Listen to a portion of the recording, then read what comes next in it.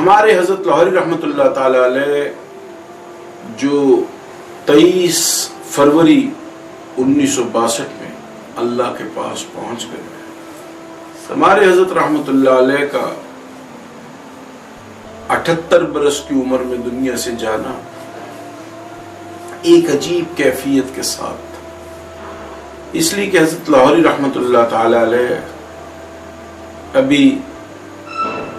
6 برس کے تھے تو اللہ نے والد کے سائے سے محروم کر دیا، اور والدہ نے آپ کو اپنے دیہات سے جلال پھلگن سے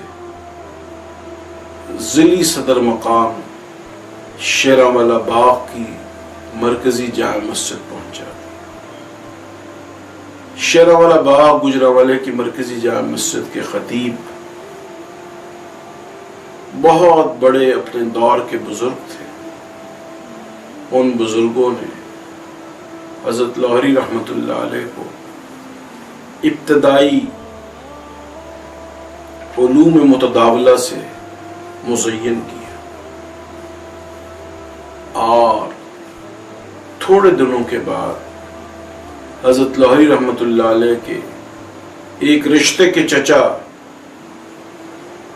جو حضرت لاہوری رحمۃ اللہ علیہ کے والد کی طرح نو مسلم تھے، حضرت لاہوری رحمۃ اللہ علیہ کے والد سردار کڑیال سنگھ بھی نو مسلم تھے، اور ان کا نام جن بزرگوں کے ہاتھ پہ حضرت لاہوری رحمۃ اللہ علیہ کے والد سردار کڑیال سنگھ صاحب نے اسلام قبول کیا تھا، ان کا نام حضرت مولانا فیض اللہ چشتی تھا، جو گکھڑ کی مرکزی جامع مسجد کے خطیب و امام تھے۔ ان بزرگوں نے سردار کڑیال سنگھ کا نام حبیب اللہ رکھا، کیونکہ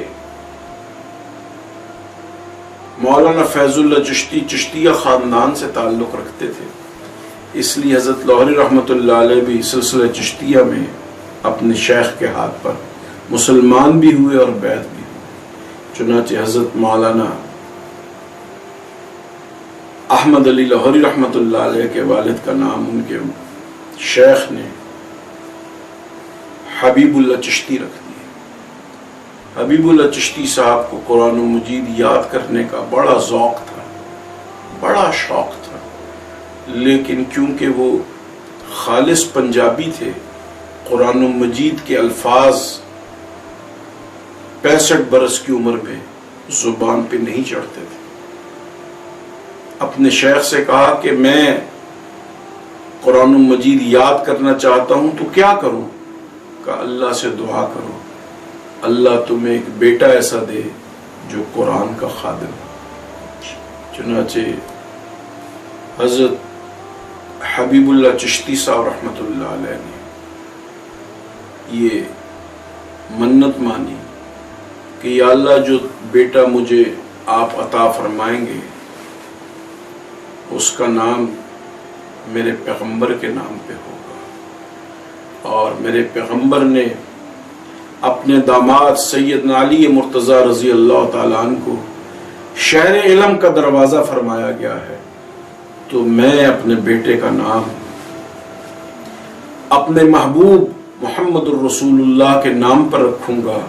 اور ان کے داماد کا نام بھی ساتھ ملاؤں گا۔ چنانچہ جب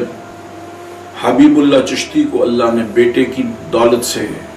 سرفراز فرمایا تو انہوں نے ان کا نام احمد علی رکھا، اور ان کو سیدہ مریم کے خالو کی طرح دین کے لیے محرر کر دیا۔ حضرت مریم علیہ السلام جب پیدا ہوئی تو یہ خیال تھا کہ اللہ ان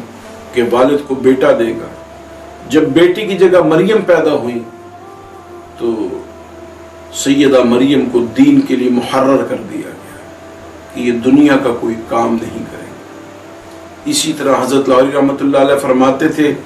کہ جامع مسجد شیراوالے کے 4 دروازے تھے، میری والدہ ہر دروازے کے آگے ایک جوتا رکھ دیتی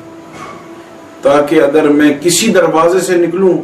تو مجھے جوتی اٹھانے کی تکلیف اور زحمت نہ ہو، ہر دروازے پر میرے لیے جوتا موجود ہو۔ تو جب ماں نے اپنے مرحوم شوہر کی اس منت کو پورا کیا اور بیٹے کو دین کے لیے محرر کر دیا تو بیٹے سے دین کے علاوہ دنیا کا کبھی کام نہیں لیا۔ حضرت فرمایا کرتے تھے کہ میں 8 برس کا تھا اور شام کو جمعے کے جمعے گھر جاتا تو والدہ سے کہتا کہ میں گھر میں صفائی کر لوں، گائے کا دودھ نکال دوں بیٹی، تو والدہ کہتی بیٹا آپ آرام سے لیٹے، آرام کریں، بیٹھیں، کھیلیں، لیکن آپ نے کوئی کام نہیں کرنا، اس لیے کہ آپ کے والد نے آپ کو دین کے لیے محرر کر دیا۔ تو حضرت نے فرمایا کہ جب والدہ نے مجھ سے دنیا کا کوئی کام لینے سے انکار کر دیا تو میں نے رب سے کہا کہ یا اللہ میں سوائے تیرے قرآن کی خدمت کے کچھ نہیں کروں گا، اور میری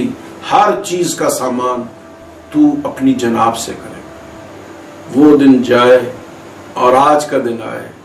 شیراوالے کی خانقاہ میں ہم کبھی کسی سے ایک پیسہ نہیں لیتے، اور کوئی دے تو جب تک اس کی تحقیق نہ کر لیں اس کو استعمال میں نہیں لاتے۔ یہ حضرت رحمت اللہ علیہ کی اس اللہ کے ساتھ تعلق کا نتیجہ ہے کہ اللہ ضرورت بعد میں ڈالتے ہیں، رزق حلال طیب پہلے نصیب فرماتے ہیں۔ حضرت لاہوری رحمت اللہ تعالی علیہ کے والد کے چچا زاد بھائی جن کا سکھوں کے زمانے میں نام بوٹا سنگھ تھا، وہ بھی مسلمان ہو گئے، اور پنڈت مولوی عبید اللہ کی کتاب تحفۃ الہند پڑھ کر خود بخود مسلمان ہوئے، اور بوٹا سنگھ نے پنڈت مولوی عبید اللہ صاحب کی کتاب تحفۃ الہند پڑھ کر جب اسلام قبول کرنے کا ارادہ کیا تو اپنا نام پنڈت مولوی عبید اللہ کے نام پر عبید اللہ لکھا، اور بچپن سے کیونکہ یتیم تھے ماموں کے پاس تھے، ماموں نے کہا کہ میں تجھے بڑا سکھ بناؤں گا اور لوگ تجھے سکھوں کا رہنما مانیں گے۔ ماموں کے ظلم سے پریشان ہو کے ماموں زمانے میں ڈی جی خان کے علاقے میں راجن پور میں پٹواری تھے، راجن پور سے جو ماموں کے گھر سے بھاگے تو دوڑتے دوڑتے مظفر گڑھ کے ایک گاؤں کوٹلہ رحم علی شاہ پہنچے۔ کوٹلہ رحم علی شاہ کے ذمہ دار پورے ضلع مظفر گڑھ کے سب سے بڑے ذمہ دار تھے اور 1250 مربع زمین کے مالک تھے، اور وہ بخاری نسل سے تعلق رکھتے تھے۔ انہوں نے کہا کہ ہمیں جو بھی فیض ملا ہے وہ سندھ کی مشہور درگاہ برچونڈی شریف سے ملا۔ چنانچہ کوٹلہ رحم علی شاہ صاحب کے سید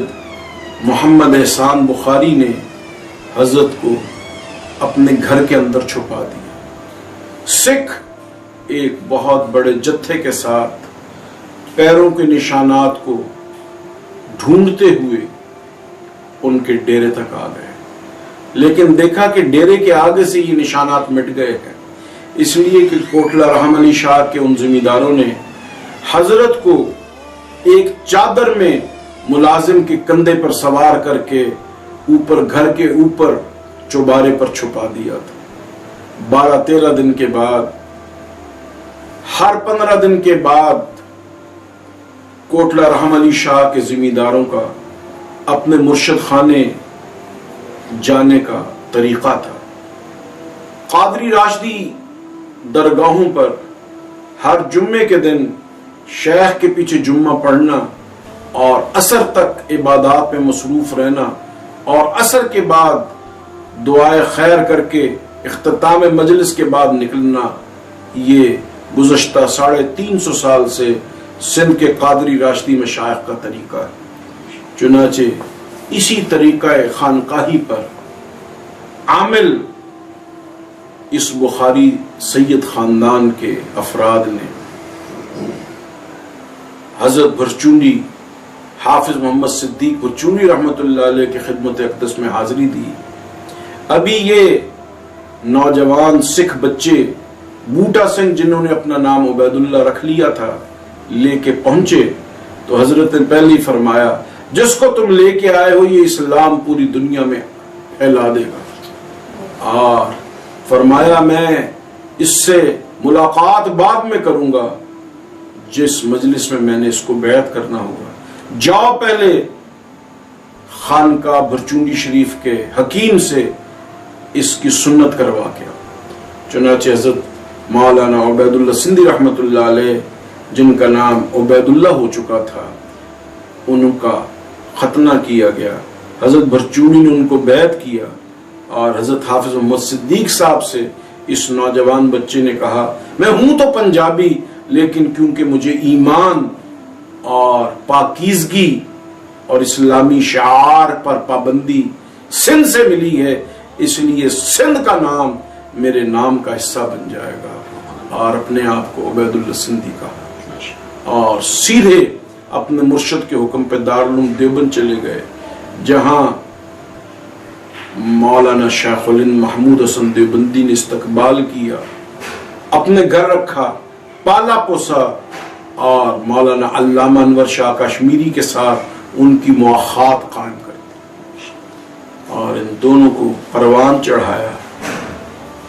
حضرت مولانا عبید اللہ سندھی رحمۃ اللہ علیہ فرماتے ہیں کہ حضرت شیخ الہند نے کہا کہ عبید اللہ، تجھے تیرے خاندان سے جو بیٹا ملے گا وہ تیرا داماد بھی ہوگا، وہ پوری دنیا میں تیرا معاون ہوگا۔ تو جب حضرت مولانا احمد علی لاہوری کا نکاح حضرت مولانا عبید اللہ سندھی کی صاحبزادی سے ہوا، فرمایا آج حضرت شیخ الہند کا فرمایا ہوا پورا ہو گیا۔ حضرت شیخ الہند نے فرمایا عبید اللہ، صرف آپ کو نہیں، آپ کے ساتھی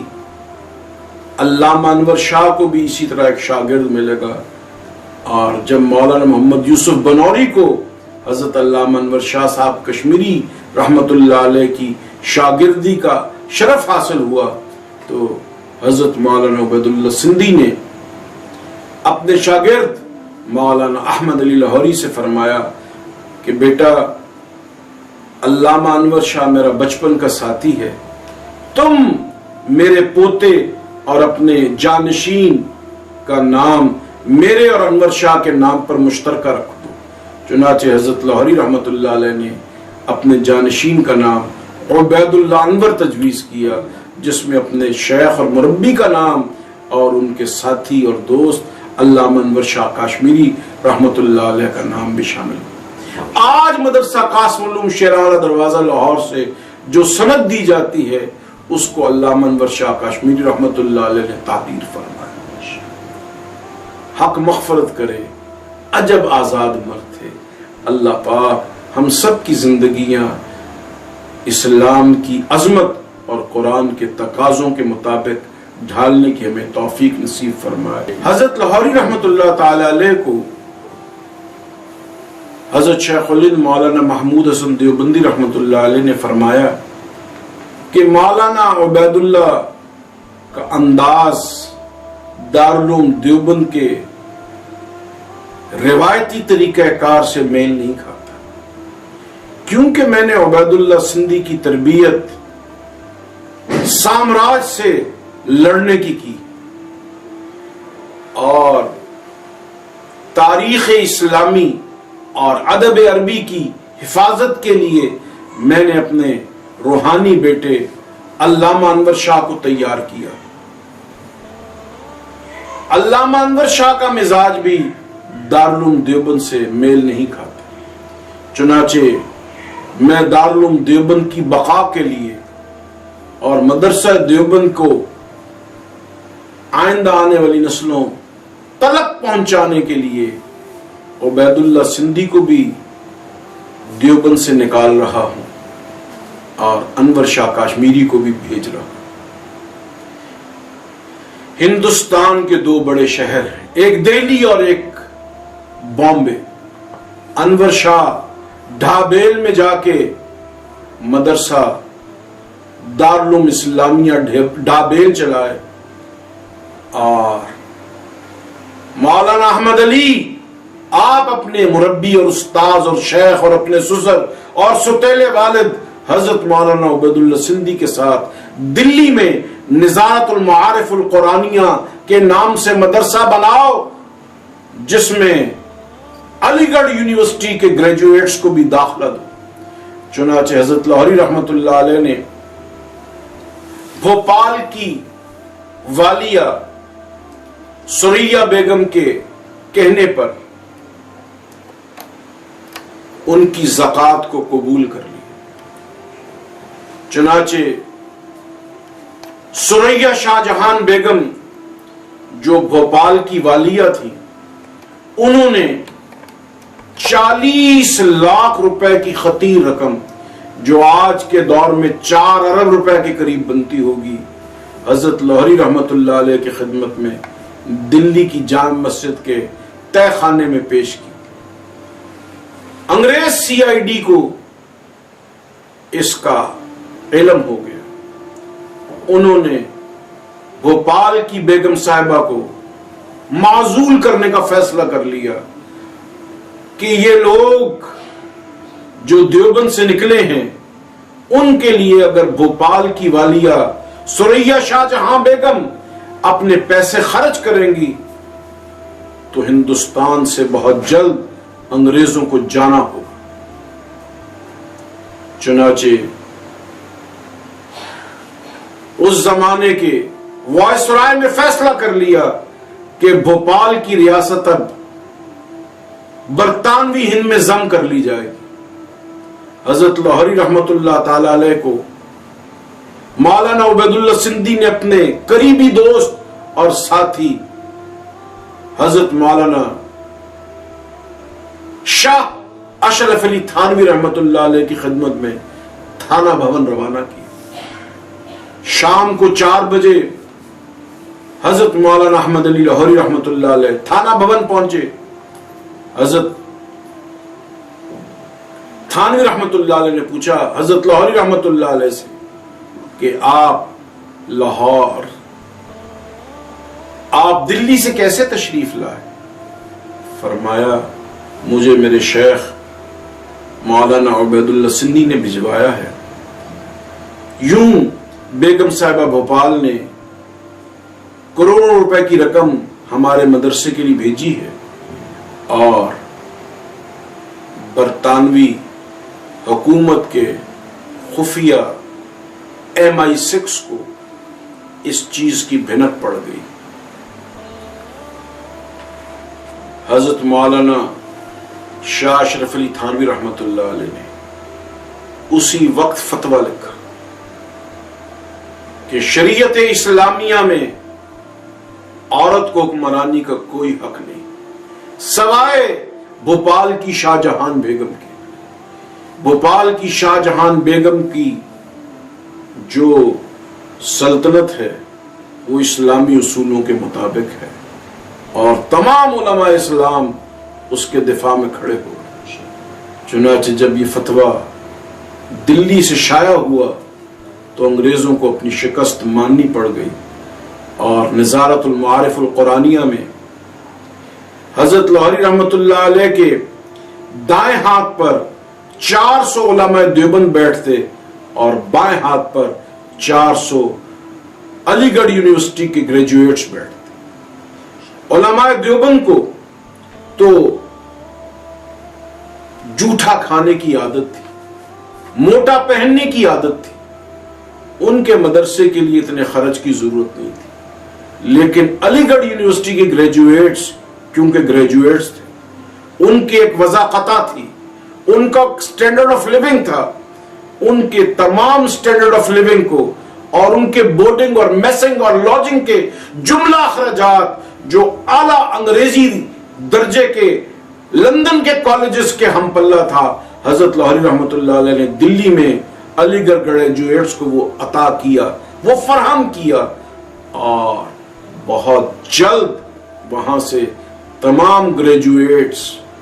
انگریز کی حکومت کے خلاف شعلہ جوالہ بن کے نکل آئے۔ ایک رات حضرت لاہوری رحمت اللہ علیہ نے ہر گریجویٹ کو اس زمانے میں 2,000 روپیہ دیا اور کہا کہ آپ نے علی گڑھ گریجویشن یونیورسٹی سے گریجویشن کی ہے، اب آپ گورنمنٹ کالج لاہور چلے جائیں اور وہاں سے انگریزی اور فلسفے میں ایم اے کریں۔ چنانچہ وہ تمام لوگ گورنمنٹ کالج لاہور میں آ کے داخل ہو گئے، اور حضرت لاہوری رحمت اللہ علیہ کو بھی 3 ماہ کے بعد انگریز نے دلی سے پکڑ کر جلندھر کے ایک چھوٹے سے قصبہ راہو میں جا کے نظر بند کیا، اور وہاں سے پھر لاہور ریلوے اسٹیشن کے بالکل ساتھ نولکھا تھانے میں لا کر بند کر دیا۔ 6 ماہ حضرت لاہوری رحمت اللہ علیہ نولکھا ریلوے اسٹیشن کے بالکل لاہور ریلوے اسٹیشن کے بالکل ساتھ نولکھا تھانے کی حوالات میں بند رہے۔ ایک دن انگریز ایس پی مسٹر لارنس کے لاہور سے تبادلے کے بعد خوشحال سنگھ لاہور کے پہلے پنجابی اور غیر انگریز ایس پی بن کے تعینات ہوئے۔ انہوں نے پوچھا مولانا آپ کیوں قید ہیں؟ کہا میرا جرم ہندوستان کی آزادی چاہنا ہے۔ چنانچہ اس سکھ ڈی ایس پی نے اس سکھ ایس پی خوشحال سنگھ نے حضرت لاہوری کو ریلوے اسٹیشن کے قریب نولکھا ریلوے اسٹیشن کی لاک اپ سے نکال کے شیراوالا گیٹ میں جو ڈسٹرکٹ پولیس لائن تھی وہاں پر قید کر دی۔ حضرت لاہوری رحمت اللہ علیہ کو خواب میں ان کے مرشد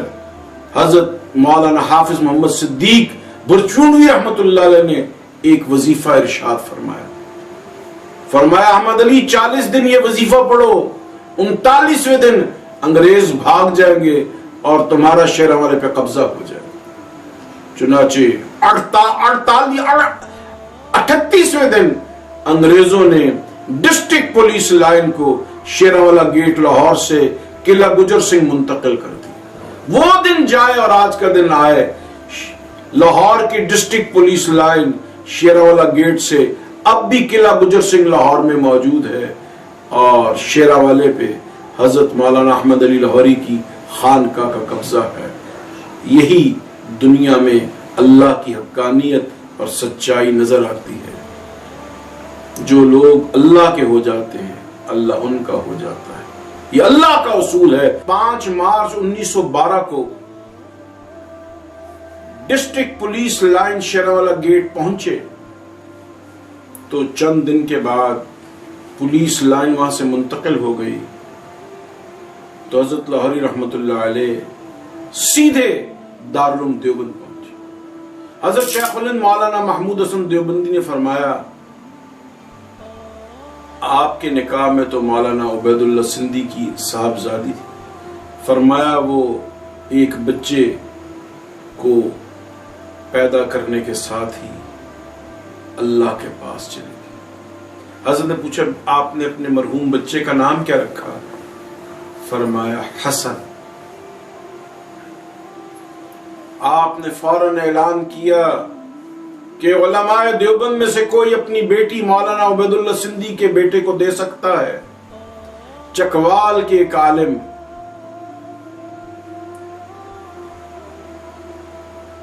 جو حضرت شیخ الہند پہ عاشق تھے، مولانا ابو محمد احمد چکوالی نے کہا میری بیٹی ہے اور دیوبند میں، فرمایا اس کو لے آنا، میں اس کا نکاح नौजवान अहमद अली से करूंगा। चुनाचे असर की नमाज से कुछ पहले हजरत लाहौरी रहमतुल्लाह अलैह को हजरत शेखुल हिंद मौलाना महमूद हसन देवबंदी ने अनार के पेड़ के नीचे बैठे हुए अपने पास बुलाया और कहा, बेटा हम तुम्हारा निकाह करना चाहते हैं। कहा, हज़रत मैं तो हाजिर हूं, लेकिन आप उस बच्ची से पूछ लीजिए। चुनाचे हजरत शेखुल हिंद ने अपने उस्ताद ज़ादे हजरत मौलाना मोहम्मद कासिम नानोतवी के पोते कारी मोहम्मद तैयब साहब, जिनकी उम्र 7 बरस थी, उनको अपने पास बुलाया। कहा, बेटा मैं तुम्हें मौलाना अहमद अली की होने वाली बीवी का भाई करार देता हूं। तुम अभी गैर महरम की नौबत से नीचे हो, नौजवान हो, बच्चे हो।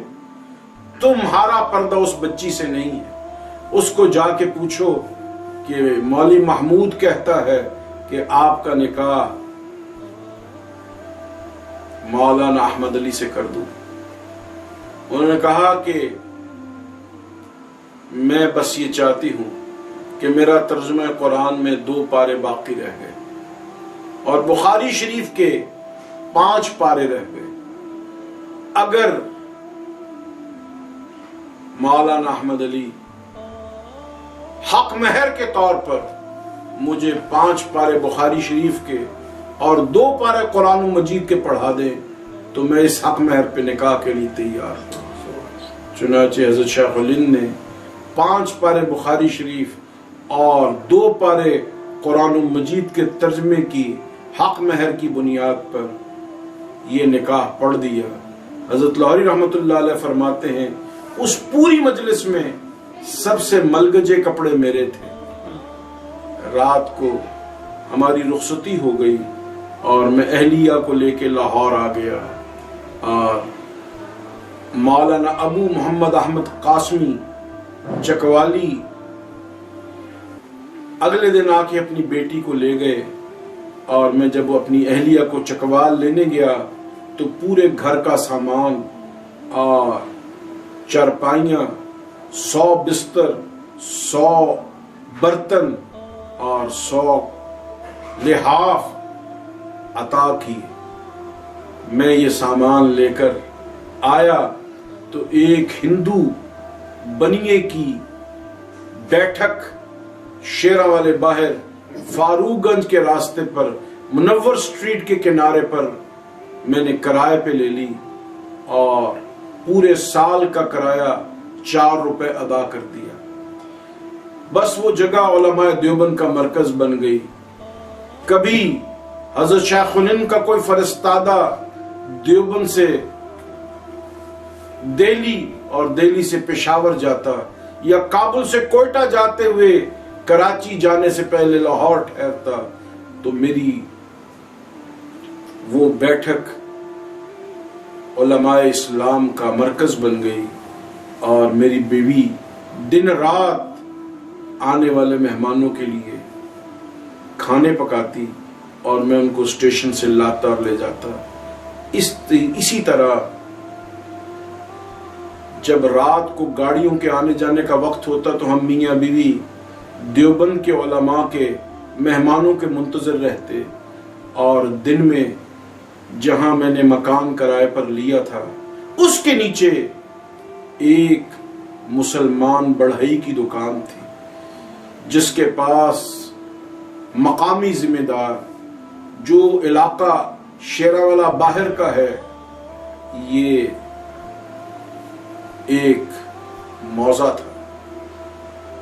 यहाँ के जिम्मेदार हल तराशने के लिए उस तरखान के पास आए। मैंने उस तरखान को कहा कि तुम्हारे पास वक्त कब होता है? उस तरखान ने कहा कि जब मैं दोपहर का खाना खा रहा होता हूं, मेरे हाथ भी चल रहे होते हैं, मेरी जुबान भी खाना खा रही होती है, मेरे दांत खाना चबा रहे होते हैं, लेकिन میرے کان فارغ ہوتے. چنانچہ حضرت لاہوری رحمۃ اللہ علیہ نے فرمایا کہ میں تمہیں قرآن سنا دیا کروں گا، تم کھانا کھاتے رہنا اور میں درس دیتا رہوں. استرخان نے جب حضرت لاہوری رحمۃ اللہ علیہ کی یہ محنت دیکھی تو اس نے کہا کہ میں اور لوگوں کو بھی اس وقت بلا لیا کروں گا، اور ذمہ دار بھی اپنا کھانا لے کے یہیں کنویں پہ آ جایا کریں گے. آپ جو اتنی محنت کرتے ہیں وہ درس میری بجائے باقی لوگ بھی سنیں. چنانچہ حضرت لاہوری رحمۃ اللہ علیہ 12 سال تک استرخان کو درس دیتے رہے، اور شیخ الہند کی جماعت دیوبند سے کابل جاتے ہوئے حضرت لاہوری کے کرائے کے مکان کی بیٹھک میں ٹھہرتے رہے. وہ سفر رات کو کرتے تھے تاکہ انگریز CID دن میں یاغستان کے ان مجاہدوں کا پتہ نہ لگا سکے. چند دنوں کے بعد ایک شیراوالا دروازہ کے قریب یکی گیٹ پولیس اسٹیشن میں ایک مسلمان SHO آیا. اس نے اپنے سپاہیوں کے ساتھ آ کے دوپہر کو حضرت لاہوری رحمۃ اللہ علیہ کا درس قرآن سننا شروع کیا. اس نے کہا مولانا آپ باہر کیوں درس دیتے ہیں؟ آپ شیراوالے دروازے اندر آ کر جہاں پولیس لائن کے مسلمان ملازمین نے نماز پڑھنے کے لیے ایک جائے نماز بنا رکھی تھی اس جگہ پر آ کے درس دیا کر. چنانچہ حضرت رحمۃ اللہ علیہ نے وہاں درس دینا شروع کیا. یہ وہی جگہ تھی جہاں اب مرکز اہل حق شیراوالا دروازہ موجود ہے. وہ دن جائے اور آج کا دن آئے. آہستہ آہستہ لوگ بڑھتے گئے. لوہاری سے، اچھرے سے، ماڈل ٹاؤن کے پرلے علاقے سے، اور سب سے زیادہ لاہور چھاونی کے اندر آرے بازار سے اور انارکلی بازار سے تانگے فجر کے بعد چلنے لگے. چلو چلو شیراوالے چلو، درس قرآن کے لیے چلو. چنانچہ لوگ نماز فجر کے 1 گھنٹے کے بعد شیراوالا مسجد میں پہنچ جاتے. حضرت لاہوری رحمۃ اللہ علیہ کی یہاں فجر اول وقت میں ہوتی تھی، اور نماز کے ٹھیک 1 گھنٹہ کے بعد حضرت 1 گھنٹے کا درس قرآن ارشاد فرماتے اور کہا کرتے کہ میں پنجابی قرآن نہیں محمدی قرآن سناتا ہوں. اس لیے آہستہ آہستہ درس سننے والوں کی تعداد بڑھتی گئی، اور لوگوں نے انگریز کی مخالفت میں انگریزی کپڑے چھوڑ کر دیسی کھدر پہننا شروع کر دیا، کیونکہ حضرت لاہوری رحمۃ اللہ علیہ کی پگڑی اور جوتی بھی دیسی ہوتی تھی. آہستہ آہستہ تعداد بڑھنے لگی کہ ایک دن علامہ محمد اقبال شاعر مشرق آئے اور کہا حضرت لاہور میں انجمن اسلامیہ بنی ہے، آپ اس کے نائب صدر بن جائیں. حضرت نے عہدہ قبول فرمایا. علامہ اقبال نے کہا حضرت بطور انجمن اسلامیہ کے نائب سربراہ کے آپ کا پہلے دن کا کیا ریزولوشن ہے؟ فرمایا کہ مسجد وزیر خان علماء بریلی کے امام کے تحت ہوگی اور شاہی مسجد علماء دیوبند کے امام کے تحت ہوگی. وہ دن جائے اور آج کا دن آئے. انجمن اسلامیہ کے اس فیصلے کے مطابق حضرت لاہوری رحمۃ اللہ علیہ نے پھر لاہور کے کالجوں پر اور سکولوں پر توجہ دی، اور انجمن حمایت اسلام کا آپ کو نائب صدر بنا دیا گیا، اور علامہ اقبال اس کے صدر بنے. اس دوران قادیانیوں نے کوشش کی کہ انجمن حمایت اسلام پر قبضہ کیا جائے، تو حضرت لاہوری رحمۃ اللہ علیہ نے میاں امیر الدین، جن کی صاحبزادی علامہ اقبال کی بہو بن چکی تھی، ان کو فرمایا کہ آپ سیکولر تو ہیں لیکن آپ پکے دیانتدار سنی مسلمان ہیں. میاں امیر الدین صاحب نے فرمایا کوئی قادیانی انجمن حمایت اسلام کی رکنیت نہیں حاصل کر سکے گا. چنانچہ میاں امیر الدین، ان کے بعد ان کے صاحبزادے میاں صلاح الدین اور اب ان کے پوتے میاں یوسف صلاح الدین شیراوالے کے ایک رضاکار ہیں اور اپنے خاندان کی اس روایت کو اپنا رہے ہیں۔ اب شیراوالا دروازہ لاہور اندرون شہر میں اور اس حویلی میں جو میاں امیر الدین کی حویلی تھی جہاں یوسف صلاح الدین رہتے، یہ لاہور کے دو پرانے خاندان ہیں جن کی رہائش ابھی شیراوالا دروازہ میں اور بارود حویلی میں موجود ہے۔ حضرت لاہوری رحمت اللہ علیہ جب مبارک حویلی جہاں 1927 میں لاہور کے شیعہ نے ذوالجناح کا جلوس نکالا تو حضرت نے فرمایا شیعہ عقائد اپنے مطابق کرتے رہیں لیکن سنیوں کے معاملات کو نہ چھیڑیں۔ اس زمانے میں لاہور کے مشہور خاندان سید مراتب علی کا خاندان تھا، جو لوگ شیراوالا دروازہ لاہور کے قریب اکبری دروازے کے اندر رہتے تھے۔ سید مراتب علی شاہ کا پورا خاندان شیعہ مسلک سے تعلق رکھتا تھا، لیکن عورتیں اور مرد فجر کے بعد درس قرآن سننے شیراوالے تشریف لے آتے تھے۔ چنانچہ سید مراتب علی شاہ صاحب کی درخواست پر حضرت لاہوری رحمت اللہ تعالی علیہ نے شیعہ کو محفوظ علاقے سے اپنا جلوس نکالنے کے لیے تجویز دی اور وہ وزیر خان کے مسجد سے ہوتا ہوا اور شاہی مسجد کے پیچھے سے ہوتا ہوا آج بھی اسی راستے پر چل رہا ہے۔ حضرت نے فرمایا کہ ہمارا مسلک یہ ہے کہ اپنا مسلک چھوڑو نہ، کسی کا مسلک چھیڑو نہ۔ اسی بنیاد پر آج بھی لاہور کے شیعہ، لاہور کے اہل حدیث، لاہور کے علماء بریلوی کے معتقدین حضرت لاہوری رحمت اللہ علیہ کی عظمت کو سلام کرتے ہیں کہ یہ لوگ کسی ایک مکتبہ فکر کے نہیں بلکہ محمد الرسول اللہ کے دین کے علم بردار۔ 1913 میں جب حضرت لاہوری رحمت اللہ تعالی علیہ کو لاہور کے اندر لا کے قید کر دیا گیا تو حضرت لاہوری رحمت اللہ علیہ اپنے قیام دہلی کے دوران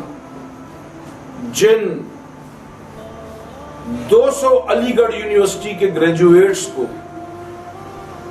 دلی سے گورنمنٹ کالج لاہور گریجویشن کے بعد فلسفے میں ماسٹرز کرنے کے لیے اور انگریزی میں ماسٹرز کرنے کے لیے، پولیٹیکل سائنس میں ماسٹرز کرنے کے لیے بھجوا چکے تھے، وہ پوری ایک جماعت 4 سال میں تیار ہو چکی۔ چنانچہ حضرت لاہوری رحمت اللہ علیہ جب لاہور پہنچائے گئے تو اس دوران انگریز سی آئی ڈی نے، جس کو MI5 کہتے ہیں،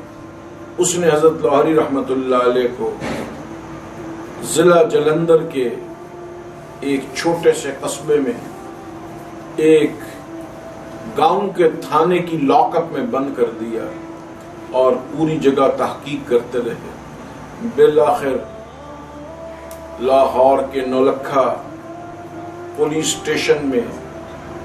ریل کے ڈبے سے نکال کے حضرت لاہوری رحمت اللہ علیہ کو اس کے لاک اپ میں بند کر دیا گیا۔ انگریزوں نے کہا کہ پورا دہلی آپ کی ایک آواز پر لبیک کہتا تھا، آپ چاہتے تھے تو دلی کے اندر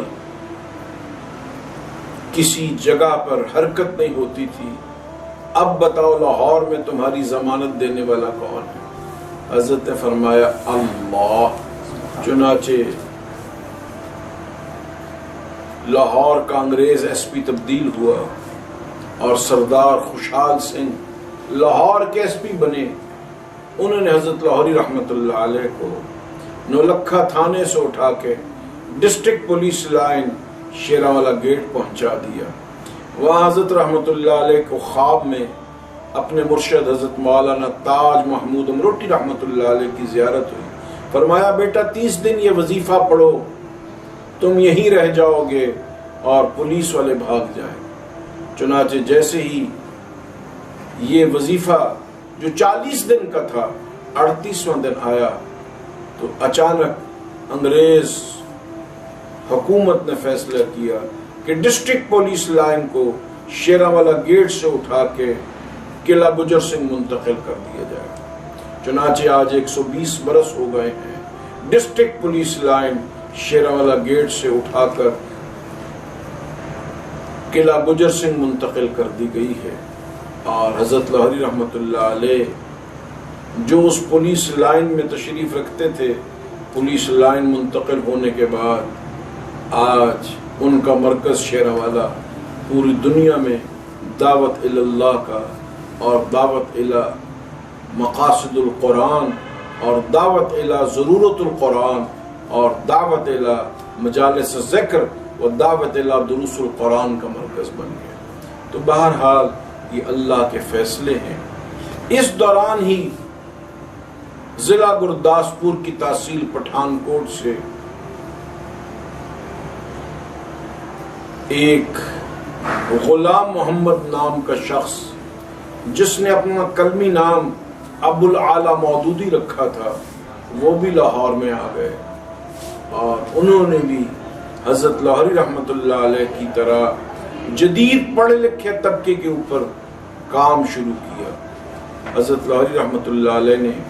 جب دیکھا کہ یہ پڑھے لکھے طبقے کو اردو لٹریچر کے زور پر دین سے دور کرنا چاہتا ہے،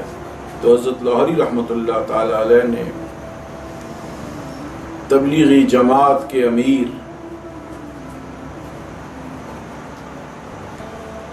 اور دیگر اکابر کو پنجاب میں تبلیغی جماعتیں بھیجنے کی دعوت دی۔ چنانچہ بانی جماعت تبلیغ اپنے صاحبزادے حضرت مولانا محمد یوسف صاحب جو تبلیغ کے امیر دوم بنے، ان کی قیادت میں انہوں نے ایک جماعت کو لاہور کے لیے روانہ کی۔ وہ جماعت جب شیراوالے میں آئی تو حضرت مولانا محمد یوسف صاحب رحمت اللہ علیہ نے حضرت لاہوری رحمت اللہ علیہ کو جماعت سے نکلنے کی دعوت دی تو فرمایا مولوی یوسف ایک بات یاد رکھنا، جب تک تم تبلیغ والے یہ سمجھتے رہو گے کہ تبلیغ بھی دین کا ایک شعبہ ہے، تم کامیاب رہو گے، اور اگر تم نے یہ سمجھ لیا کہ دین صرف تبلیغ کا نام ہے تم ناکام ہو جاؤ۔ حضرت لاہوری رحمت اللہ علیہ نے جماعت تبلیغ کی سرپرستی شروع فرمائی اور گورنمنٹ کالج لاہور کے اپنے گریجویٹس میں سے ایک اپنے شاگرد حاجی عبدالوہاب کو تبلیغ کے اندر زندگی گزارنے کی اور آگے بڑھنے کی تربیت دینا شروع۔ حاجی عبدالوہاب صاحب کو حضرت لاہوری رحمت اللہ علیہ نے 1917 میں پیدل حج کے لیے بھیجا۔ جب وہ واپس آئے تو فرمایا بیٹا اب تبلیغ کی سرپرستی آپ کا کام ہے۔ چنانچہ بھائی عبدالوہاب صاحب روزانہ نماز مغرب کے بعد رائے ونڈ سے چل کے لاہور آتے اور حضرت لاہوری رحمت اللہ علیہ کو تبلیغ کی سرگرمیوں سے آگاہ کرتے۔ اس دوران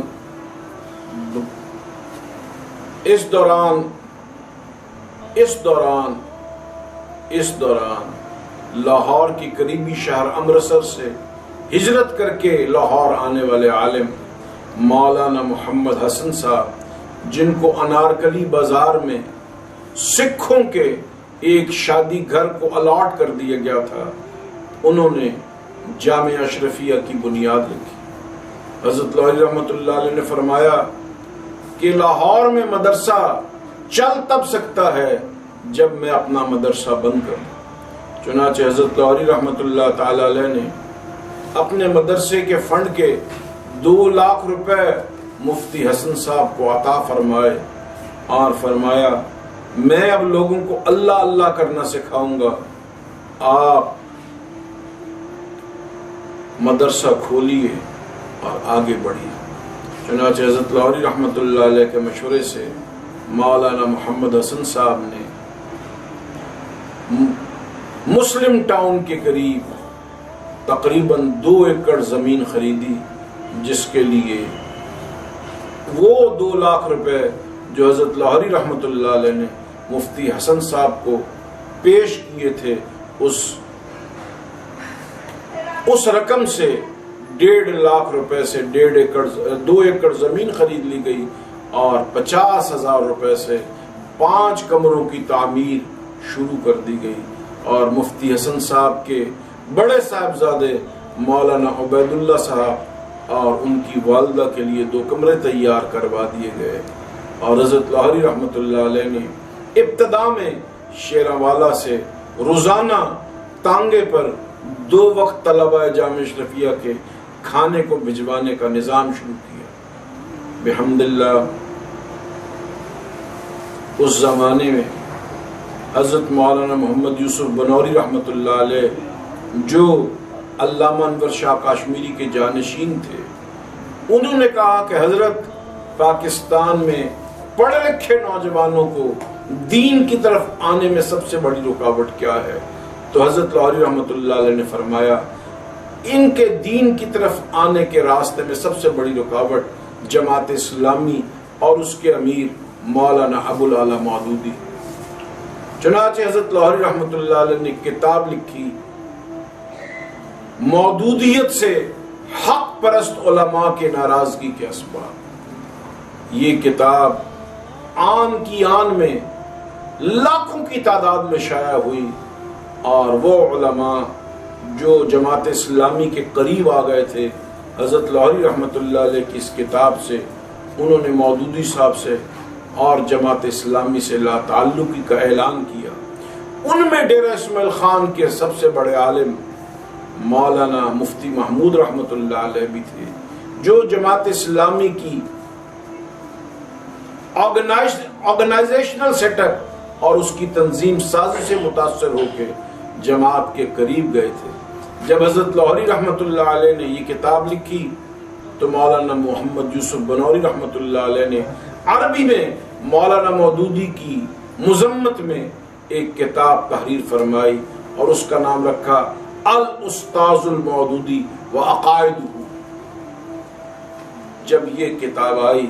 تو تمام اہل حق علماء اس سے جدا ہو گئے، لیکن اس کا ایک نقصان یہ ہوا کہ جو نوجوان جماعت اسلامی کے آرگنائزیشنل سیٹ اپ سے الگ ہوئے وہ کمیونسٹوں کے اعلی کار بن گئے، اور پاکستان کے اندر ایک بڑا سماجی فرق پیدا ہو گیا، اور رائٹ اور لیفٹ کی لڑائی شروع ہو گئی، اور امیر اور غریب کی لڑائی شروع ہو گئی۔ اس کے نتیجے میں فیلڈ مارشل ایوب خان نے ہندوستان کے